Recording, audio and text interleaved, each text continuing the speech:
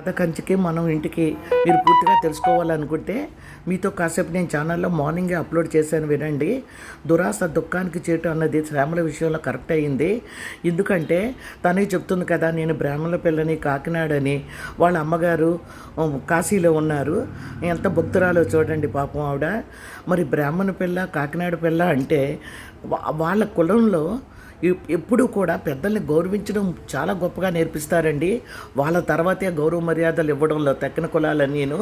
అటువంటిది ఆ కులంలో పుట్టి, బ్రాహ్మణ కులంలో పుట్టి పెద్దవాళ్ళని అంత నీచంగా ముసలి తోడేలు అని చంద్రబాబు నాయుడు గారిని, గుంటనక్కని పవన్ కళ్యాణ్ని అనడానికి ఆ అమ్మాయికి ఎలా మనసు ఒప్పిందో నాకు అర్థం అవడం లేదు.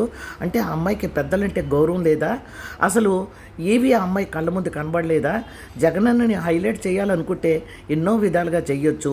తన కొంపను ముంచింది చూసారా?